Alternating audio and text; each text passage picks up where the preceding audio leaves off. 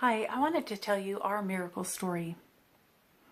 27 years ago, I was married to a wonderful husband, Jim. 15 years later, we had our second miracle. Our son, Jeffrey, was born to us. Us, our very own son. See, we'd been through 3 failed adoptions before that. Now we had our own son.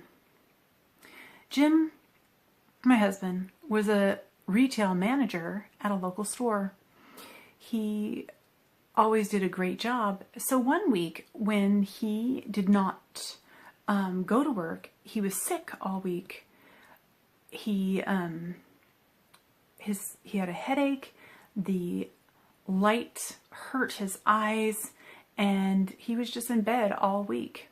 He went to the doctor 5 times that week. The doctor had told him to walk it off, take a chill pill, and go back to work. Nothing was wrong. All right. So he thought, nothing is wrong. I need to go back to work. As he drove back to work, he later told me that it was like looking through a pinhole trying to drive to work, because that's all he could see. When he got to work, there was a book that he was trying to look information up for a customer. And he called me in tears. He said, "Honey, I know I'm looking at this book, but I don't know what I'm supposed to be saying or doing." And he was crying. I told him, "Honey, I'll send your parents and they'll take you to the hospital." I bundled up Jeffrey and we headed into the hospital, and we met him there where he was getting a CAT scan. And an hour later, Jim was shipped over to Seattle, Harborview. And the next day, which was Jeffrey's first birthday, happy birthday, Jeff, Jim was diagnosed with a grade 4 glioblastoma multiforme. I'd never heard of that before. I knew I'd been a nurse for all this time, and it had never sunk into me that brain tumors can be so devastating. This kind is it's like tentacles on a octopus. They just invade your brain and take over. The doctors in Seattle told us to get our affairs in order and go home and get ready for the worst. The next week, Jim was anointed, and Jim got home and he said, "Okay, what are we going to do about this?" He didn't have all of his scruples with him at that time, but you know what? I think the Lord was absolutely guiding every thought. He threw away all the sugar and bad oils in the house right away. That was a big deal for him because he was a sugar-eating, meat-eating person. And we had a big changeover in our house. It was awesome. We had healthy living overnight. But what are we going to do about this deadly tumor that is never supposed to be going away? No matter what we do, we're only given 3 to 6 months to live, even with chemotherapy and radiation. We wanted to start right away, and did. But what else can we do? Number 1, I would say, always look to everything out there. Figure out what is important, and anything that you are able to do, and do it. Just put everything in a basket and put it towards this horrible disease. And that's what we did. We got alternative medicine and started it right away. And started the chemo and radiation. Chemo was devastating. Radiation was also. He took all the radiation he could, and the chemotherapy. His lab stayed good during the entire time, but he did lose 110 pounds. He was fitting into my genes. But he was also not eating anymore after 1 year. Wow. So chemo and chemotherapy had to end, and it did. During this first month of being diagnosed, it was scary because he stopped being able to walk for a little bit. I remember having to take him to the doctor because he was in a wheelchair, and it was awful thinking, oh, my husband is never going to walk again. Eventually he did regain his walking ability. And another complication that we did have during this first year was he lost his right eyesight. And it did eventually come back.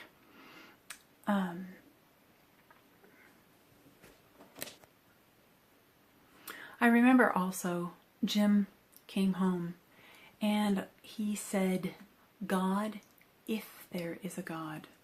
How many of us have said, if there is a God? I'd always believed there is a God and no problem. But I didn't realize that my husband was not sure of a God. He said, if there is a God, show me. You know, he got up every morning and he read his Bible 1 to 3 hours a day. He spent time with God. He got to know God. And within 1 week, he said, God, I know there is a God. I know. You see, within that 1 week, God had impressed people to buy a car that needed to be sold of ours so we could pay for some bills. They impressed somebody to give us $500 to help us pay for medical expenses that we really, really needed. She'd actually baked owl droppings for 10 cents a piece and sent them to WSU to be taken care of. That was just so sweet. And another, the biggest thing, we needed a fence really bad for Jeffrey. And you know, somebody not only donated the material to make the fence, but they actually put it in for us. And they put a play set in for Jeffrey also. So we were doubly, triply blessed. So God showed himself immensely within the first month of Jim's diagnosis. After a year, he lost his 110 pounds and we were needing to stop treatment. And life went on. I can remember the hard part is fear. Fear of the unknown. Is Jim going to wake up in the morning with me? Or is he going to be asleep? Is he going to die during the night? What's going to happen? And I remember a little song that I used to sing. When I'm afraid, I will trust in him. Jesus, my Savior and Lord. I depended on Jesus now. Every minute of every day, I needed to look to him for strength.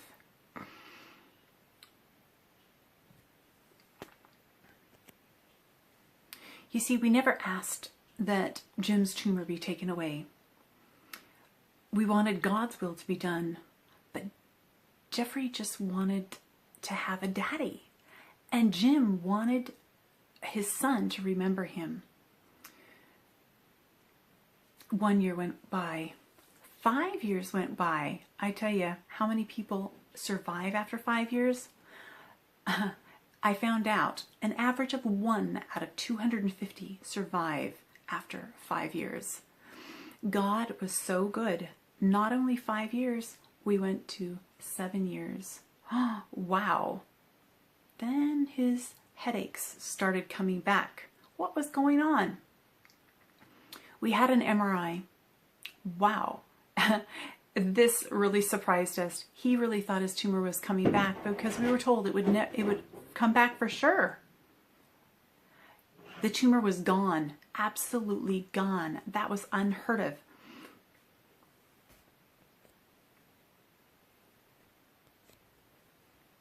The doctor said, "You're not supposed to be here." And, you know, tumors like this just don't disappear. You know, they don't. With God's help, anything is possible.